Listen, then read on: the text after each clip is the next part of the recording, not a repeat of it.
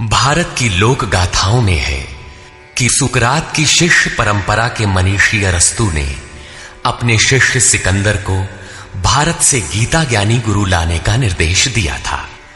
गीता के ही एक ईश्वरवाद को विश्व की विविध भाषाओं में मूसा, ईसा तथा अनेक सूफी महात्माओं ने फैलाया।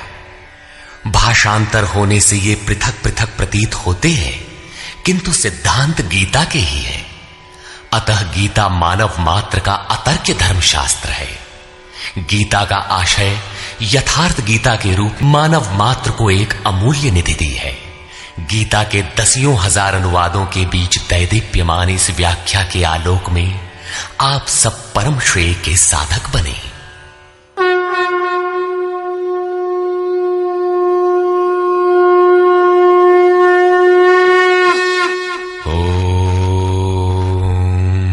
षष्ठोऽध्याय। संसार में धर्म के नाम पर रीति रिवाज, पूजा पद्धतियों, संप्रदायों का बाहुल्य होने पर कुरीतियों का शमन करके एक ईश्वर की स्थापना एवं उसकी प्राप्ति की प्रक्रिया को प्रशस्त करने के लिए किसी महापुरुष का आविर्भाव होता है। क्रियाओं को छोड़कर बैठ जाने और ज्ञानी कहलाने की रूढ़ि कृष्ण काल में अत्यंत व्यापक थी। इसलिए इस अध्याय के प्रारंभ में ही योगेश्वर श्री कृष्ण ने इस प्रश्न को चौथी बार स्वयं उठाया कि ज्ञान योग तथा निष्काम कर्म योग दोनों के अनुसार कर्म करना ही होगा। श्री भगवान उवाच।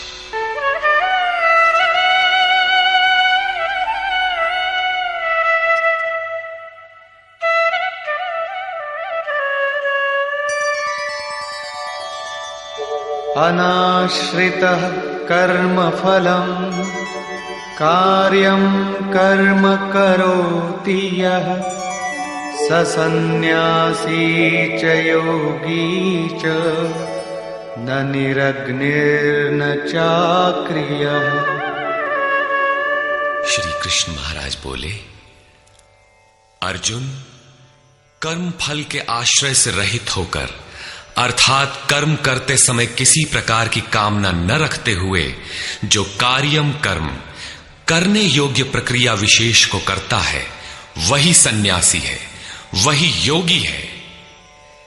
केवल अग्नि को त्यागने वाला तथा केवल क्रिया को त्यागने वाला न सन्यासी है न योगी। क्रियाएं बहुत सी हैं, उनमें से कार्यम कर्म करने योग्य क्रिया, नियत कर्म निर्धारित की हुई कोई क्रिया विशेष है, वो है यज्ञ की प्रक्रिया, जिसका शुद्ध अर्थ है आराधना, जो आराध्य देव में प्रवेश दिला देने वाली विधि विशेष है। उसको कार्य रूप देना कर्म है। जो उसे करता है वही सन्यासी है, वही योगी होता है।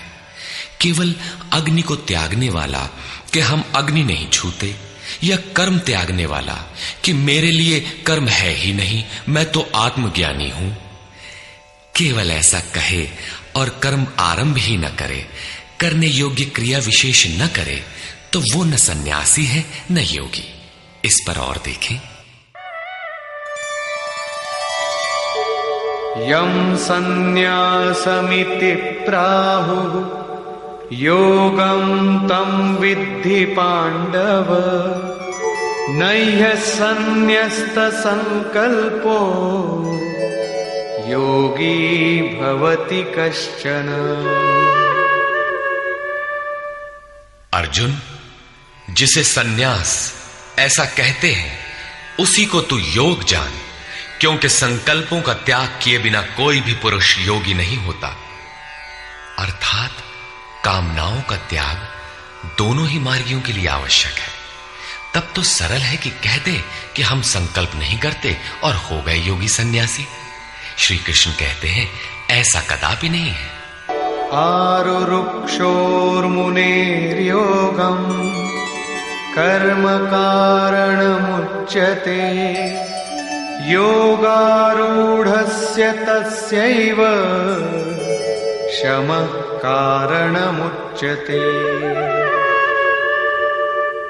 योग पर आरूढ़ होने की इच्छा वाले मननशील पुरुष के लिए योग की प्राप्ति में कर्म करना ही कारण है, और योग का अनुष्ठान करते करते जब वो परिणाम देने की अवस्था में आ जाए, उस योगारूढ़ता में शमः कारणम उच्यते, संपूर्ण संकल्पों का अभाव कारण है। इससे पहले संकल्प पिंड नहीं छोड़ते। और यदा हिनेन्द्रियार्थेषु न कर्मस्वनुषज्यते सर्वसंकल्पसन्न्यासी योगारूढ़स्तदोच्यते। जिस काल में पुरुष न तो इंद्रियों के भोगों में आसक्त होता है और न कर्मों में ही आसक्त है, योग की परिपक्वावस्था में पहुंच जाने पर आगे कर्म करके ढूंढने किसे। अतः नियत कर्म आराधना की आवश्यकता नहीं रह जाती, इसलिए वो कर्मों में भी आसक्त नहीं है। उस काल में सर्व संकल्प सन्यासी, सर्व संकल्पों का अभाव है, वही सन्यास है, वही योगारूढ़ता है। रास्ते में सन्यास नाम की कोई वस्तु नहीं है। इस योगारूढ़ता से लाभ क्या है? उद्धरेदात्मनात्मानं नात्मानमवसादयेत् आत्मैव ह्यात्मनो बन्धु आत्मैव रिपुरात्मनः। अर्जुन, मनुष्य को चाहिए कि अपने द्वारा अपना उद्धार करे, अपने आत्मा को अधोगति में न पहुंचावे, क्योंकि वो जीवात्मा स्वयं ही अपना मित्र है और यही अपना शत्रु भी है। कब ये शत्रु होता है और कब मित्र, इस पर कहते हैं बन्धुरात्मात्मनस्तस्य येनात्मैवात्मना जितः अनात्मनस्तु शत्रुत्वे वर्तेतात्मैव शत्रुवत्। जिस जीवात्मा द्वारा मन और इंद्रियों सहित शरीर जीता हुआ है, उसके लिए उसी का जीवात्मा मित्र है, और जिसके द्वारा मन और इंद्रियां सहित शरीर नहीं जीता गया है, उसके लिए वो स्वयं शत्रुता में बरतता है। इन दो श्लोकों में श्री कृष्ण एक ही बात कहते हैं कि अपने द्वारा अपने आत्मा का उद्धार करें, उसे अधोगति में न पहुंचाएं, क्योंकि आत्मा ही मित्र है।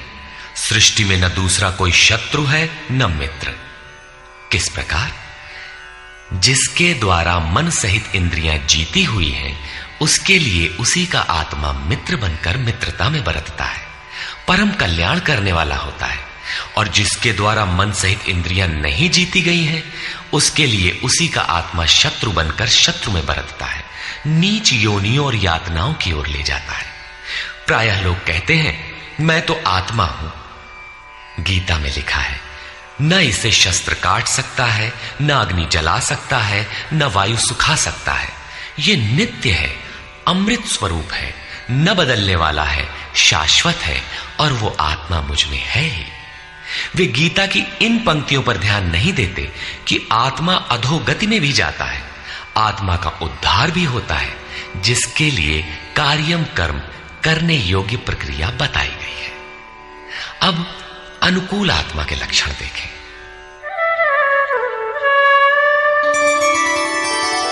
जितात्मनः प्रशान्तस्य परमात्मा समाहितः शीतोष्ण सुख दुःखेषु तथा मानापमानयोः। सर्दी गर्मी, सुख दुख और मान अपमान में जिसके अंतःकरण की वृत्तियां भली प्रकार शांत हैं, ऐसे स्वाधीन आत्मा वाले पुरुष में परमात्मा सदैव स्थित है, कभी विलग नहीं होता। जितात्मा अर्थात जिसने मन सहित इंद्रियों को जीत लिया है, वृत्ति परम शांति में प्रवाहित हो गई है, यही आत्मा के उद्धार की अवस्था है। आगे कहते हैं, ज्ञान विज्ञान तृप्तात्मा कूटस्थो विजितेन्द्रियः युक्त युक्त इत्युच्यते योगी समलोष्टाश्मकाञ्चनः। जिसका अंतःकरण ज्ञान विज्ञान से तृप्त है, जिसकी स्थिति अचल स्थिर और विकार रहित है, जिसने इंद्रियों को विशेष रूप से जीत लिया है, जिसकी दृष्टि में मिट्टी, पत्थर और सुवर्ण एक समान है, ऐसा योगी युक्त कहा जाता है। युक्त का अर्थ है योग से संयुक्त। यह योग की पराकाष्ठा है, जिसे योगेश्वर 5वें अध्याय में श्लोक 7 से 12 तक अभिचित्रित कराए हैं। परम तत्व परमात्मा का साक्षात्कार और उसके साथ होने वाली जानकारी ज्ञान है। 1 इंच भी इष्ट से दूरी है, जानने की इच्छा बनी है, तब तक वो अज्ञानी है। वो प्रेरक कैसे सर्वव्याप्त है, कैसे प्रेरणा देता है, कैसे अनेक आत्माओं का एक साथ पथ प्रदर्शन करता है, कैसे वो भूत भविष्य और वर्तमान का ज्ञाता है। उस प्रेरक इष्ट की कार्य प्रणाली का ज्ञान ही विज्ञान है। जब से हृदय में इष्ट का आविर्भाव होता है, उसी दिन से वो निर्देश देने लगता है, किंतु प्रारंभ में साधक समझ नहीं पाता। पराकाष्ठा काल में ही योगी उनकी आंतरिक कार्य प्रणाली को पूर्णतः समझ पाता है। यही समझ विज्ञान है। योगारूढ़ अथवा युक्त पुरुष का अंतःकरण ज्ञान विज्ञान से तृप्त रहता है। इसी प्रकार योग युक्त पुरुष की स्थिति का निरूपण करते हुए योगेश्वर श्री कृष्ण पुनः कहते हैं, सुहृन्मित्रार्युदासीन मध्यस्थद्वेष्य बन्धुषु साधुष्वपि च पापेषु समबुद्धिर्विशिष्यते। प्राप्ति के पश्चात महापुरुष समदर्शी और समवर्ती होता है।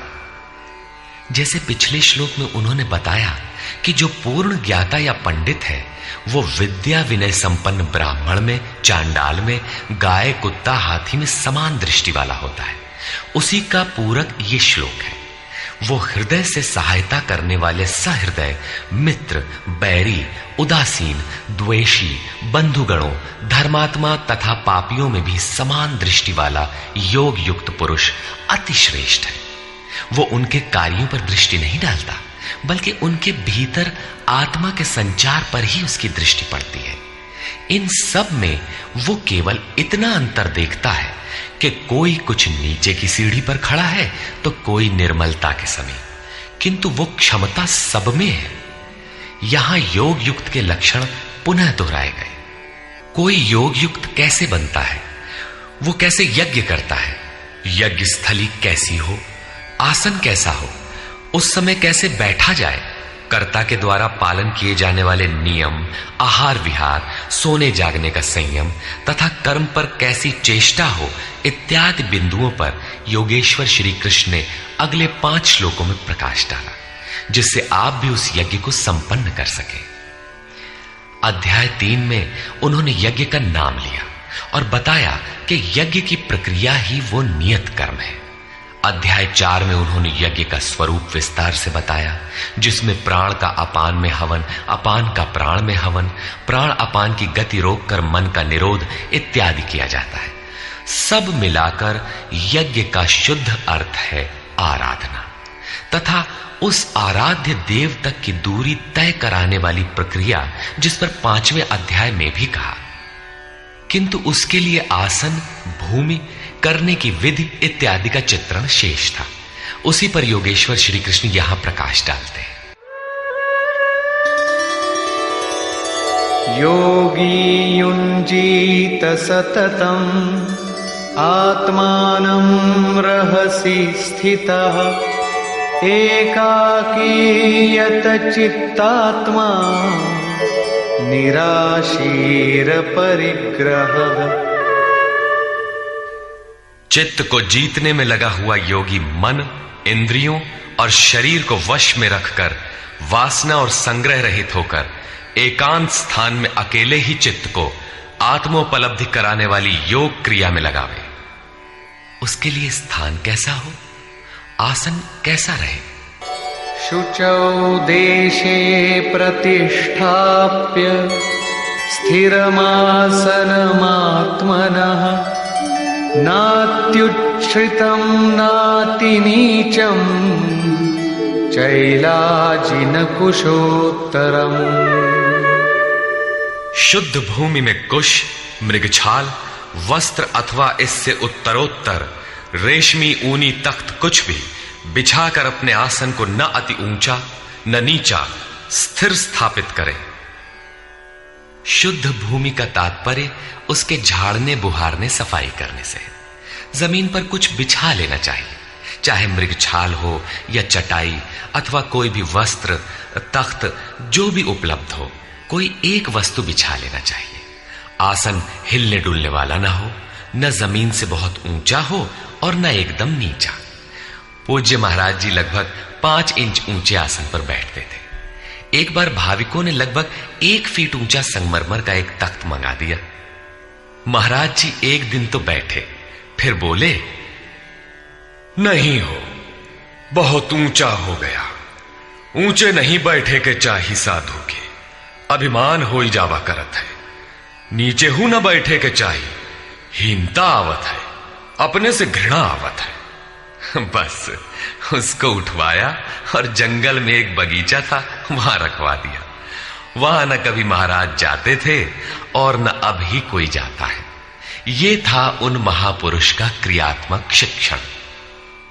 इसी प्रकार साधक के लिए भी बहुत ऊंचा आसन नहीं होना चाहिए, नहीं तो भजन पूर्ति बाद में होगी, अहंकार पहले चढ़ बैठेगा।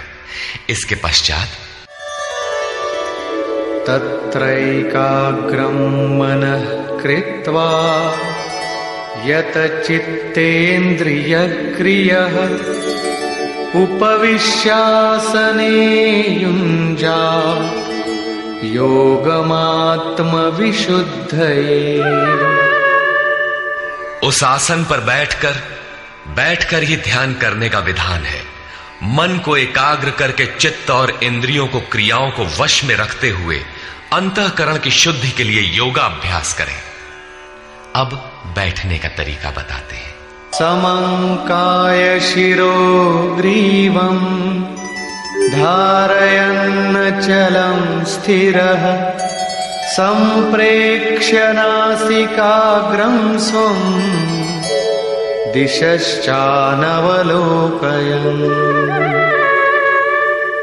शरीर, गर्दन और सिर को सीधा, अचल, स्थिर करके जैसे कोई पटरी खड़ी कर दी गई हो, इस प्रकार सीधा दृढ़ होकर बैठ जाए और अपनी नासिका के अग्रभाग को देखकर, नासिका की नोक देखते रहने का निर्देश नहीं है, बल्कि सीधे बैठने पर नाक के सामने जहां दृष्टि पड़ती है वहां दृष्टि रहे।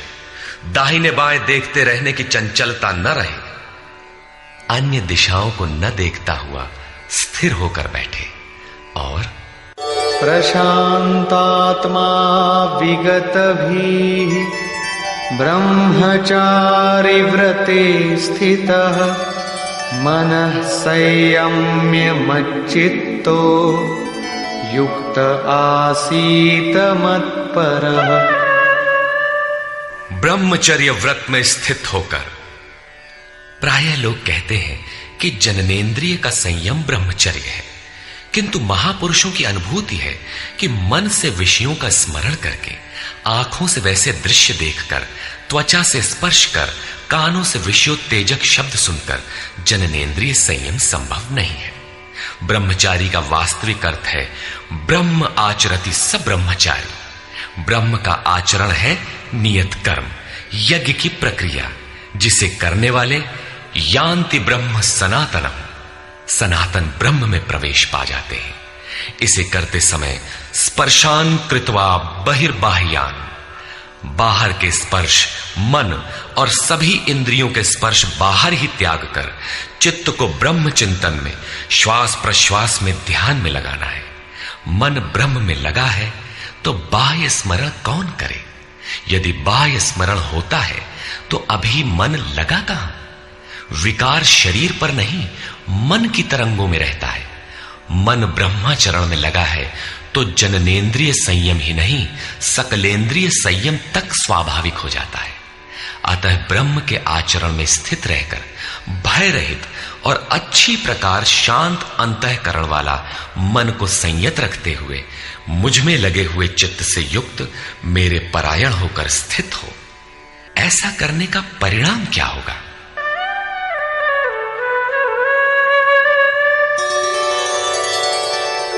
युञ्जन्नेवं सदात्मानं योगी नियतमानसः शान्तिं निर्वाण परमा मत्संस्थामधिगच्छति। इस प्रकार अपने आप को निरंतर उसी चिंतन में लगाता हुआ संयत मन वाला योगी मेरे में स्थित रूपी पराकाष्ठा वाली शांति को प्राप्त होता है। इसलिए अपने को निरंतर कर्म में लगाए। यहां यह प्रश्न पूर्ण प्राय है। अगले 2 श्लोकों में वे बताते हैं कि परमानंद वाली शांति के लिए शारीरिक संयम, युक्ताहार, विहार भी आवश्यक है। नात्यश्नतस्तु योगोऽस्ति न चैकान्तमनश्नतः न चाति स्वप्नशीलस्य जाग्रतो नैव चार्जुन। अर्जुन, ये योग न तो बहुत खाने वाले का सिद्ध होता है और न बिल्कुल न खाने वाले का सिद्ध होता है, न अत्यंत सोने वाले का और न अत्यंत जागने वाले का ही सिद्ध होता है। तब किसका सिद्ध होता है? युक्ताहार विहारस्य युक्तचेष्टस्य कर्मसु युक्तस्वप्नावबोधस्य योगो भवति दुःखः। दुखों का नाश करने वाला ये योग उचित आहार विहार, कर्मों में उपयुक्त चेष्टा और संतुलित शयन जागरण करने वाले का ही पूर्ण होता है। अधिक भोजन करने से आलस्य, निद्रा और प्रमाद घेरेंगे, तब साधना नहीं होगी। भोजन छोड़ देने से इंद्रियां क्षीण हो जाएंगी, अचल स्थिर बैठने की क्षमता नहीं रहेगी। पूज्य महाराज जी कहते थे कि खुराक से 1.5-2 रोटी कम खाना चाहिए। विहार अर्थात साधन के अनुकूल विचरण, कुछ परिश्रम भी करते रहना चाहिए। कोई कार्य ढूंढ लेना चाहिए, अन्यथा रक्त संचार शिथिल पड़ जाएगा, रोग घेर लेंगे। सोना और जागना आयु, आहार और अभ्यास से घटता बढ़ता है। महाराज जी कहा करते थे, योगी को 4 घंटे सोना चाहिए और अनवरत चिंतन में लगे रहना चाहिए। हट करके न सोने वाले शीघ्र पागल हो जाते हैं। कर्मों में उपयुक्त चेष्टा भी हो, अर्थात नियत कर्म आराधना के अनुरूप निरंतर प्रयत्नशील हो। बाह्य विषयों का स्मरण न कर सदैव उसी में लगे रहने वाले का ही योग सिद्ध होता है। साथ ही यदा विनियतं चित्तम् आत्मन्येवावतिष्ठते निःस्पृहः सर्वकामेभ्यो युक्त इत्युच्यते तदा। इस प्रकार योग के अभ्यास से विशेष रूप से वश में किया हुआ चित्त जिस काल में परमात्मा में भली प्रकार स्थित हो जाता है, विलीन सा हो जाता है, उस काल में संपूर्ण कामनाओं से रहित हुआ पुरुष योग युक्त कहा जाता है। अब विशेष जीते हुए चित्त के लक्षण क्या है? यथा दीपो निवातस्थो नेङ्गते सोपमा स्मृता योगिनो यतचित्तस्य युञ्जतो योगमात्मनः। जिस प्रकार वायु रहित स्थान में रखा गया दीपक चलायमान नहीं होता, लौ सीधे ऊपर जाती है, उसमें कंपन नहीं होता, यही उपमा परमात्मा के ध्यान में लगे हुए योगी के जीते हुए चित्त की दी गई है। दीपक तो उदाहरण मात्र है, आजकल दीपक का प्रचलन शिथिल पड़ रहा है। अगरबत्ती ही जलाने पर धुआं सीधे ऊपर जाता है यदि वायु में वेग न हो।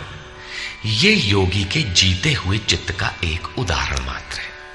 अभी चित्त भले ही जीता गया है, निरोध हो गया है, किंतु अभी चित्त है। जब निरुद्ध चित्त का भी विलय हो जाता है तब कौन सी विभूति मिलती है, देखें। यत्रो परमते चित्तम निरुद्धं योग सेवया यत्र चैवात्मनात्मानं पश्यन्नात्मनि तुष्यति। जिस अवस्था में योग के अभ्यास से बिना अभ्यास के कभी निरोध नहीं होगा, अतः योग अभ्यास से निरुद्ध हुआ चित्त भी उपराम हो जाता है, विलय हो जाता है, मिट जाता है। उस अवस्था में आत्मना, अपनी आत्मा के द्वारा, आत्मानम, परमात्मा को देखता हुआ, आत्मनि एव, अपने आत्मा में ही संतुष्ट अपनी ही आत्मा से होता है।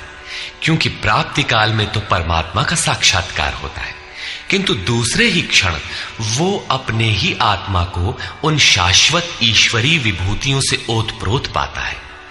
ब्रह्म अजर, अमर, शाश्वत, अव्यक्त और अमृत स्वरूप है, तो इधर आत्मा भी अजर, अमर, शाश्वत, अव्यक्त और अमृत स्वरूप है तो, किंतु अचिंत्य भी है। जब तक चित्त और चित्त की लहर है तब तक वो आपके उपभोग के लिए नहीं है। चित्त का निरोध और निरुद्ध चित्त के विलय काल में परमात्मा का साक्षात्कार होता है और दर्शन के ठीक दूसरे क्षण उन्हीं ईश्वरीय गुण धर्मों से युक्त ही अपने आत्मा को पाता है। इसलिए वो अपने ही आत्मा में संतुष्ट होता है। यही उसका स्वरूप है, यही पराकाष्ठा है। इसी का पूरक अगला श्लोक देखें। सुखमात्यन्तिकं यत्तत् बुद्धिग्राह्यमतीन्द्रियं वेत्ति यत्र न चैवायं स्थितश्चलति तत्वतः। तथा इंद्रियों से अतीत केवल शुद्ध हुई सूक्ष्म बुद्धि द्वारा ग्रहण करने योग्य जो अनंत आनंद है, उसको जिस अवस्था में अनुभव करता है और जिस अवस्था में स्थित हुआ योगी भगवत स्वरूप को तत्व से जानकर चलायमान नहीं होता, सदैव उसी में प्रतिष्ठित रहता है। तथा यं लब्ध्वा चापरं लाभं मन्यते नाधिकं ततः यस्मिन् स्थितो न दुःखेन गुरुणापि विचाल्यते। परमेश्वर की प्राप्ति रूप जिस लाभ को, पराकाष्ठा की शांति को प्राप्त कर उससे अधिक दूसरा कुछ भी लाभ नहीं मांगता, और भगवत प्राप्ति रूप जिस अवस्था में स्थित हुआ योगी बड़े भारी दुख से भी चलायमान नहीं होता, दुख का उसे भान भी नहीं होता, क्योंकि भान करने वाला चित्त तो मिट गया। इस प्रकार तम विद्या दुख संयोग वियोगम योग संगीतम सनिश्चयेन योक्तव्यो योगो निर्विण्ण चेतसा। जो संसार के संयोग और वियोग से रहित है उसी का नाम योग है। जो आत्यंतिक सुख है उसके मिलन का नाम योग है।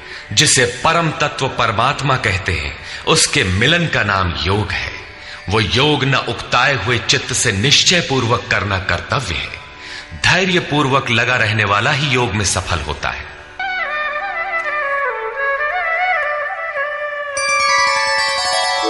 संकल्प प्रभवान कामान त्यक्त्वा सर्वान् शेषतः मनसैवेन्द्रियग्रामं विनियम्य समन्ततः। इसलिए मनुष्य को चाहिए कि संकल्प से उत्पन्न होने वाली संपूर्ण कामनाओं को वासना और आसक्ति सहित सर्वथा त्याग कर मन के द्वारा इंद्रियों के समुदाय को सब ओर से अच्छी प्रकार वश में करके शनैः शनैरुपरमेद् बुद्ध्या धृतिगृहीतया आत्मसंस्थं मनः कृत्वा न किंचिदपि चिंतयेत्। क्रम क्रम से अभ्यास करता हुआ उपरामता को प्राप्त हो जाए, चित्त का निरोध और क्रमशः विलय हो जाए, तदनंतर वो धैर्य युक्त बुद्धि द्वारा मन को परमात्मा में स्थित करके अन्य कुछ भी चिंतन न करे।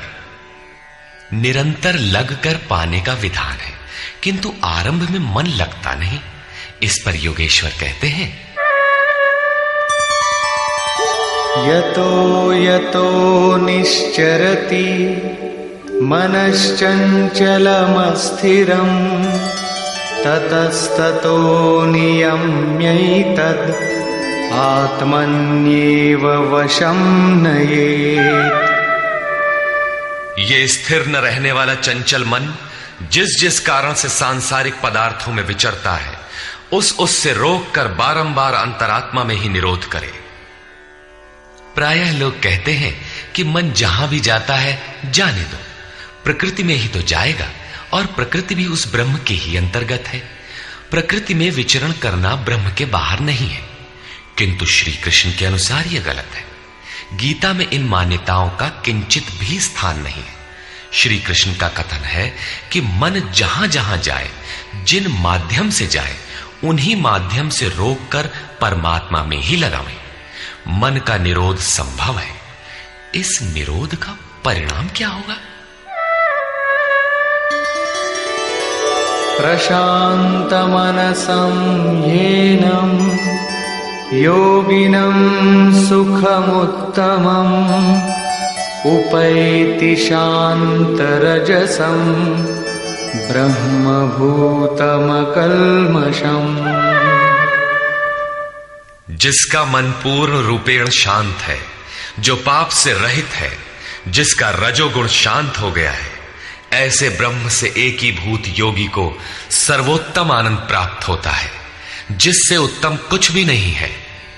इसी पर पुनः बल देते हैं, युञ्जन्नेवं सदात्मानं योगी विगतकल्मषः सुखेन ब्रह्म संस्पर्शम् अत्यंतं सुखमश्नुते। पाप रहित योगी इस प्रकार आत्मा को निरंतर उस परमात्मा में लगाता हुआ सुखपूर्वक परब्रह्म परमात्मा की प्राप्ति के अनंत आनंद की अनुभूति करता है। वो ब्रह्म संस्पर्श अर्थात ब्रह्म के स्पर्श और प्रवेश के साथ अनंत आनंद का अनुभव करता है। अतः भजन अनिवार्य है। इसी पर आगे कहते हैं, सर्वभूतस्थमात्मानं सर्वभूतानि चात्मनि ईक्षते योगयुक्तात्मा सर्वत्र समदर्शनः।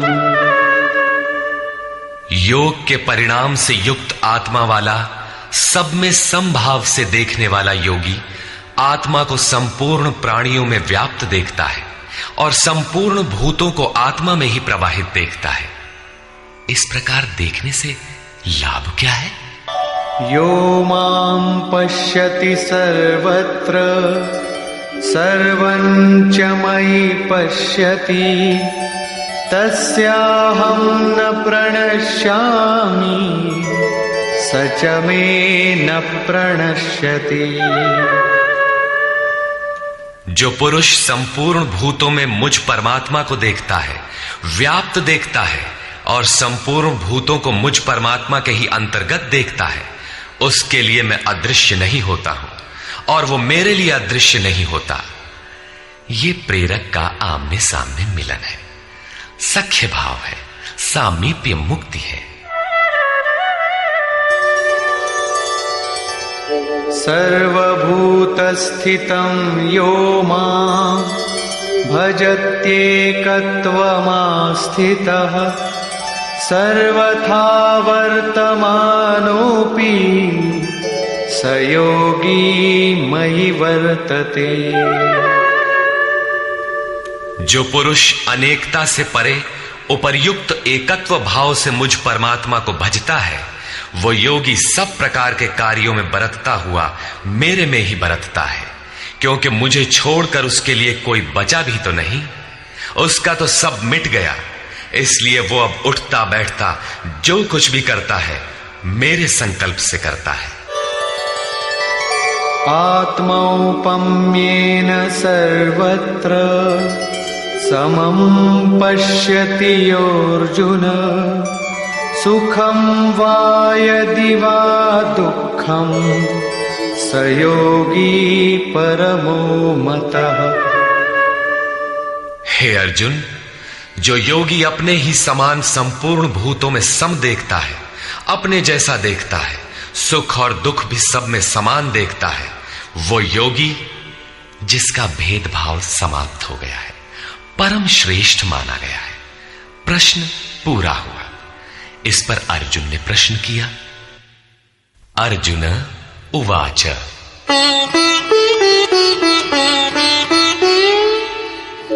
योऽयं योगस्त्वया प्रोक्तः साम्येन मधुसूदन एतस्याहं न पश्यामि चञ्चलत्वात् स्थितिं स्थिराम्। हे मधुसूदन, ये योग जो आप पहले बता आए हैं, जिससे समत्व भाव दृष्टि मिलती है, मन के चंचल होने से बहुत समय तक इसमें ठहरने वाली स्थिति में मैं अपने को नहीं देखता। चंचलं हि मनः कृष्ण प्रमाथि बलवदृढम् तस्याहं निग्रहं मन्ये वायोरिव सुदुष्करम्। हे श्री कृष्ण, ये मन बड़ा चंचल है, प्रमथन स्वभाव वाला है, अर्थात दूसरे को मत डालने वाला हठी तथा बलवान है। इसलिए इसे वश में करना मैं वायु की भांति अति दुष्कर मानता हूं। तूफानी हवा और इसको रोकना बराबर है। इस पर योगेश्वर श्री कृष्ण कहते हैं, श्री भगवान उवाच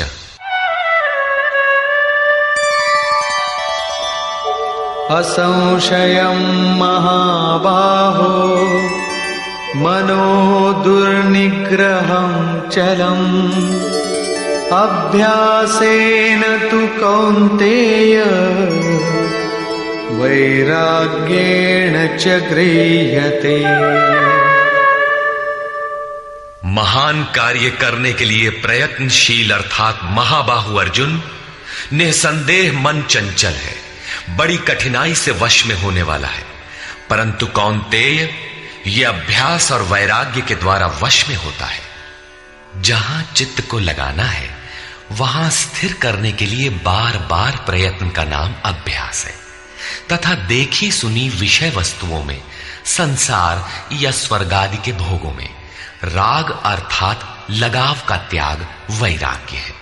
श्री कृष्ण कहते हैं कि मन वश में करना कठिन है, किंतु अभ्यास और वैराग्य द्वारा यह वश में हो जाता है।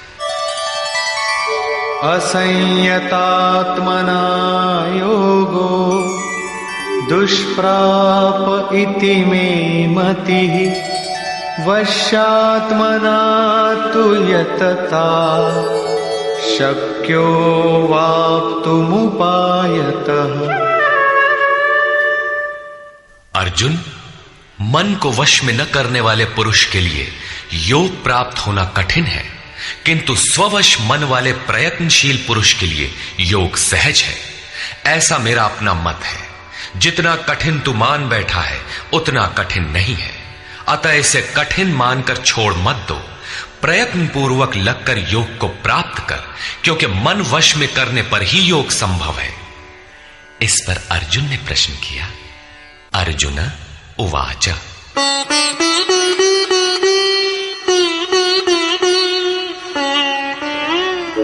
अयति श्रद्धयोपेतो योगाच्चलितमानसः अप्राप्य योगसंसिद्धिं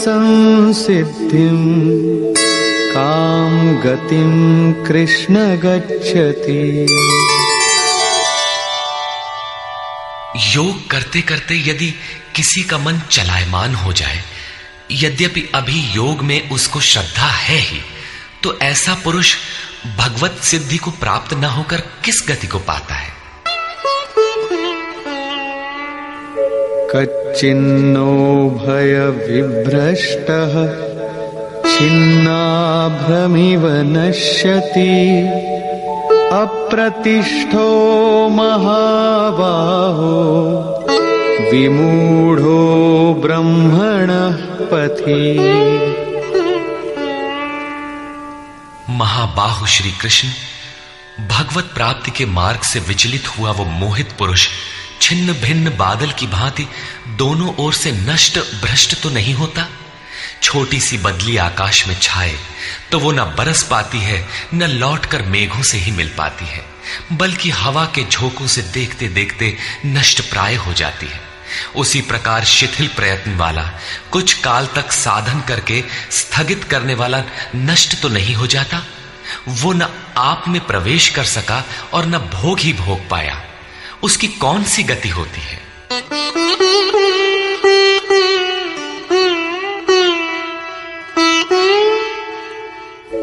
एतन्मे संशयं कृष्ण छेत्तुमर्हस्य शेषतः त्वदन्यः संशयस्यास्य छेत्ता न ह्युपपद्यते। हे श्री कृष्ण, मेरे इस संशय को संपूर्णता से मिटाने के लिए आप ही सक्षम हैं। आपके अतिरिक्त दूसरा कोई इस संशय को मिटाने वाला मिलना संभव नहीं है। इस पर योगेश्वर श्री कृष्ण ने कहा। श्री भगवान वाच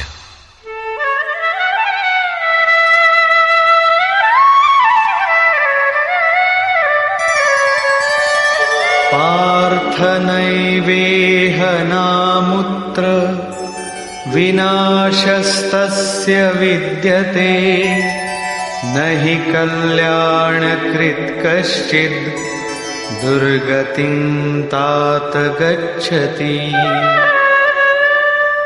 पार्थिव शरीर को ही रथ बनाकर लक्ष्य की ओर अग्रसर अर्जुन, उस पुरुष का ना तो इस लोक में और न परलोक में ही नाश होता है, क्योंकि हे तात, उस परम कल्याणकारी नियत कर्म को करने वाला दुर्गति को प्राप्त नहीं होता। उसका होता क्या है? प्राप्य पुण्यकृतान् लोकान् उषित्वा शाश्वती समाः शुचीनां श्रीमतां गेहि योगभ्रष्टोऽभिजायते। मन चलायमान होने से योग भ्रष्ट हुआ वो पुरुष पुण्यवानों के लोकों में वासनाओं को भोग कर, जिन वासनाओं को लेकर वो योग भ्रष्ट हुआ था, भगवान उसे थोड़े में सब दिखा सुना देते हैं। उन्हें भोग कर वो शुचि नाम श्रीमताम, शुद्ध आचरण वाले श्रीमान पुरुषों के घर में जन्म लेता है। जो शुद्ध आचरण वाले हैं वही श्रीमान है। अथवा योगिनामेव कुले भवति धीमताम् एतद्धि दुर्लभतरम् लोके जन्म यदीदृशम्। अथवा वहां जन्म न मिलने पर भी स्थिर बुद्धि योगियों के कुल में वो प्रवेश पा जाता है। श्रीमानों के घर में पवित्र संस्कार बचपन से ही मिलने लगते हैं, किंतु वहां जन्म न हो पाने पर वो योगियों के कुल में, घर में नहीं शिष्य परंपरा में प्रवेश पा जाता है। कबीर, तुलसी, रैदास, वाल्मीकि इत्यादि को शुद्ध आचरण और श्रीमानों का घर नहीं, योगियों के कुल में प्रवेश मिला। सद्गुरु के कुल में संस्कारों का परिवर्तन भी एक जन्म है, और ऐसा जन्म संसार में निसंदेह अति दुर्लभ है। योगियों के यहां जन्म का अर्थ उनके शरीर से पुत्र रूप में उत्पन्न होना नहीं है। गृह त्याग से पूर्व पैदा होने वाले लड़के मोहवश महापुरुष को भी भले ही पिता मानते रहे, किंतु महापुरुष के लिए घर वालों के नाम पर कोई नहीं होता। जो शिष्य उनकी मर्यादाओं का अनुष्ठान करते हैं, उनका महत्व लड़कों से कई गुना अधिक मानते हैं, वही उनके सच्चे पुत्र हैं। जो योग के संस्कारों से युक्त नहीं है, उन्हें महापुरुष नहीं अपनाते। पूज्य महाराज जी यदि साधु बनाते तो हजारों विरक्त उनके शिष्य होते, किंतु उन्होंने किसी को किराया भाड़ा देकर, किसी के घर सूचना भेजकर, पत्र भेजकर, समझा बुझाकर सबको उनके घर लौटा दिया। बहुत लोग हठ करने लगे तो उन्हें अपशकुन हो, भीतर से मना हो कि इसमें साधु बनने के एक भी लक्षण नहीं है, इसे रखने में भलाई नहीं है, ये पार नहीं होगा। निराश होकर दो एक ने पहाड़ से गिरकर अपनी जान भी दे दी, किंतु महाराज जी ने उन्हें अपने यहां नहीं रखा। बाद में पता चलने पर बोले, जानत रहूं कि बड़ा विकल है, लेकिन ये सोचते है कि सचहूं के मरी जाए तो रखी लेते, एक ठो पतितय राहत और का हो। ममत्व उनमें भी विकट था, फिर भी नहीं रखा। 6-7 को जिनके लिए आदेश हुआ था कि आज एक योग भ्रष्ट आ रहा है, जन्म जन्म से भटका हुआ चला आ रहा है, इस नाम और इस रूप का कोई आने वाला है, उसे रखो, ब्रह्म विद्या का उपदेश करो, उसे आगे बढ़ाओ। केवल उन्हीं को रखा। आज भी उनमें से एक महापुरुष धार कुंडी में बैठे हैं, एक अनसुईया में है, 2-3 अन्यत्र भी हैं। उन्हें सद्गुरु के कुल में प्रवेश मिला। ऐसे महापुरुषों को पा जाना अति दुर्लभ है। तत्र तं बुद्धि संयोगं लभते पौर्वदेहिकं यतते च ततो भूयः संसिद्धौ कुरु नंदन। वहां वो पुरुष पहले शरीर में साधन किए हुए बुद्धि के संयोग को, अर्थात पूर्व जन्म के साधन संस्कारों को अनायास ही प्राप्त हो जाता है, और हे कुरुनंदन, उसके प्रभाव से वो फिर संसिद्धौ भगवत प्राप्ति रूपी परम सिद्धि के निमित्त प्रयत्न करने लगता है। पूर्वाभ्यासेन तेनैव ह्रियते ह्यवशोऽपि सः जिज्ञासुरपि योगस्य शब्द ब्रह्माति वर्तते। श्रीमानों के घर विषयों के वश में रहने पर भी वो पूर्व जन्म के अभ्यास से भगवत पथ की ओर आकर्षित हो जाता है, और योग में शिथिल प्रयत्न वाला वो जिज्ञासु भी वाणी के विषय को पार करके निर्वाण पद को पा जाता है। उसकी प्राप्ति का यही तरीका है, कोई एक जन्म में पाता भी नहीं। प्रयत्नाद्यतमानस्तु योगी संशुद्ध किल्बिषः अनेक जन्म संसिद्धः ततो याति परां गतिम्। अनेक जन्मों से प्रयत्न करने वाला योगी परम सिद्धि को प्राप्त हो जाता है। प्रयत्न पूर्वक अभ्यास करने वाला योगी सभी पापों से अच्छी प्रकार शुद्ध होकर परम गति को प्राप्त हो जाता है। प्राप्ति का यही क्रम है। पहले शिथिल प्रयत्न से यह योग आरंभ होता है, मन चलायमान होने पर जन्म लेता है, सद्गुरु के कुल में प्रवेश पाता है, और प्रत्येक जन्म में अभ्यास करते हुए वहीं पहुंच जाता है जिसका नाम परम गति, परम धाम है। योगेश्वर श्री कृष्ण ने कहा था कि इस योग में बीज का नाश नहीं होता। आप 2 कदम चल भर दें, उस साधन का कभी नाश नहीं होता। हर परिस्थिति में रहते हुए पुरुष ऐसा कर सकता है। कारण कि थोड़ा साधन तो परिस्थितियों में घिरने वाला व्यक्ति ही कर पाता है, क्योंकि उसके पास समय नहीं है। आप काले हों, गोरे हों अथवा कहीं के हों, गीता सबके लिए है, आपके लिए भी है, बशर्ते आप मनुष्य हो। उत्कट प्रयत्न वाला चाहे जो हो, किंतु शिथिल प्रयत्न वाला गृहस्थ ही होता है। गीता गृहस्थ, विरक्त, शिक्षित, अशिक्षित, सर्वसाधारण मनुष्य मात्र के लिए है, किसी साधु नामक विचित्र प्राणी के लिए ही नहीं।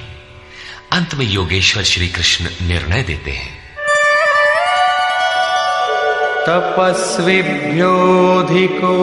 योगी ज्ञानिभ्योऽपि मतोऽधिकः कर्मिभ्यश्चाधिको योगी तस्माद् योगी भवार्जुन। तपस्वियों से योगी श्रेष्ठ है, ज्ञानियों से भी श्रेष्ठ माना गया है, कर्मियों से भी योगी श्रेष्ठ है। इसलिए अर्जुन, तू योगी बन। तपस्वी अभी योग को ढालने में प्रयत्नशील है, कर्मी केवल कर्म जानकर करता भर है। ये गिर भी सकते हैं, क्योंकि न इन दोनों में समर्पण है और न अपना हानि लाभ देखने की क्षमता। किंतु ज्ञानी योग की परिस्थितियों को जानता है, अपनी शक्ति समझता है, उसकी जिम्मेदारी उसी पर है। और निष्काम कर्म योगी तो इष्ट के ऊपर अपने को फेंक चुका है, वो इष्ट संभालेगा। परम कल्याण के पथ पर ये दोनों ठीक चलते हैं, किंतु जिसका भार वो इष्ट संभालता है वो इन सब में श्रेष्ठ है, क्योंकि प्रभु ने उसे ग्रहण कर लिया है। उसका हानि लाभ वो प्रभु देखता है, इसलिए योगी श्रेष्ठ है। इसलिए अर्जुन, तू योगी बन, समर्पण के साथ योग का आचरण कर। योगी श्रेष्ठ है, किंतु उनसे भी वो योगी सर्वश्रेष्ठ है जो अंतरात्मा से लगता है। इसी पर कहते हैं, योगिनामपि सर्वेषां मद्गतेनान्तरात्मना श्रद्धावान् भजते यो मां समे युक्ततमो मतः। संपूर्ण निष्काम कर्म योगियों में भी जो श्रद्धा विभोर होकर अंतरात्मा से, अंतर चिंतन से मुझे निरंतर भजता है, वो योगी मुझे परम श्रेष्ठ मान्य है। भजन दिखावे या प्रदर्शन की वस्तु नहीं है। इससे समाज भले ही अनुकूल हो, किंतु प्रभु प्रतिकूल हो जाते हैं। भजन अत्यंत गोपनीय है, वो अंतःकरण से होता है, उसका उतार चढ़ाव अंतःकरण के ऊपर है। निष्कर्ष, इस अध्याय के आरंभ में योगेश्वर श्री कृष्ण ने कहा कि फल के आश्रय से रहित होकर जो कार्यम कर्म अर्थात करने योग्य प्रक्रिया विशेष का आचरण करता है वही सन्यासी है, और उसी कर्म को करने वाला ही योगी है। केवल क्रियाओं अथवा अग्नि को त्यागने वाला योगी अथवा सन्यासी नहीं होता। संकल्पों का त्याग किए बिना कोई भी पुरुष सन्यासी अथवा योगी नहीं होता। हम संकल्प नहीं करते, ऐसा कह देने मात्र से संकल्प पिंड नहीं छोड़ते। योग में आरूढ़ होने की इच्छा वाले पुरुष को चाहिए कि कार्यम कर्म करे, और करते करते योगारूढ़ हो जाने पर सर्व संकल्पों का अभाव होता है, इसके पूर्व नहीं। सर्व संकल्पों का अभाव ही सन्यास है। योगेश्वर ने पुनः बताया कि आत्मा अधोगति में जाता है और उसका उद्धार भी होता है। जिस पुरुष द्वारा मन सहित इंद्रियां जीत ली गई हैं, उसका आत्मा उसके लिए मित्र बनकर मित्रता में बरतता है तथा परम कल्याण करने वाला होता है। जिसके द्वारा ये नहीं जीती गई, उसके लिए उसी का आत्मा शत्रु बनकर शत्रुता में बरतता है, यातनाओं का कारण बनता है। अतः मनुष्य को चाहिए कि अपने आत्मा को अधोगति में न पहुंचावे, अपने द्वारा अपनी आत्मा का उद्धार करे। उन्होंने प्राप्ति वाले योगी की रहनी बताई।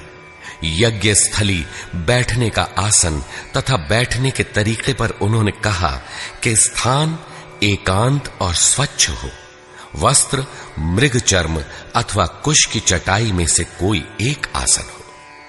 कर्म के अनुरूप चेष्टा, युक्ताहार विहार, सोने जागने के संयम पर उन्होंने बल दिया। योगी के निरुद्ध चित्त की उपमा उन्होंने वायु रहित स्थान में दीपक की अकंपित लौ से दी, और इस प्रकार उस निरुद्ध चित्त का भी जब विलय हो जाता है, उस समय वह योग की पराकाष्ठा अनंत आनंद को प्राप्त होता है। संसार के संयोग वियोग से रहित अनंत सुख का नाम योग है। योग का अर्थ है उससे मिलन। जो योगी इसमें प्रवेश पा जाता है वह संपूर्ण भूतों में समदृष्टि वाला हो जाता है। जैसे अपनी आत्मा वैसे ही सबकी आत्मा को देखता है। वह परम पराकाष्ठा की शांति को प्राप्त होता है। अतः योग आवश्यक है। मन जहां जहां जाए वहां वहां से घसीटकर बारंबार इसका निरोध करना चाहिए। श्री कृष्ण ने स्वीकार किया कि मन बड़ी कठिनाई से वश में होने वाला है, लेकिन होता है। यह अभ्यास और वैराग्य द्वारा वश में हो जाता है। शिथिल प्रयत्न वाला व्यक्ति भी अनेक जन्म के अभ्यास से वहीं पहुंच जाता है जिसका नाम परम गति अथवा परम धाम है। तपस्वियों, ज्ञान मार्गियों तथा केवल कर्मियों से योगी श्रेष्ठ है। इसलिए अर्जुन, तू योगी बन। समर्पण के साथ अंतर मन से योग का आचरण कर। प्रस्तुत अध्याय में योगेश्वर श्री कृष्ण ने प्रमुख रूप से योग की प्राप्ति के लिए अभ्यास पर बल दिया है। अतः ओम तत्सदिति श्रीमद् भगवद गीता सूपनिषत्सु ब्रह्म विद्यायाम योग शास्त्रे श्री कृष्णार्जुन संवादे अभ्यास योगो नाम षष्ठोऽध्यायः का छठा अध्याय पूर्ण होता है। हरि ओम तत्सत।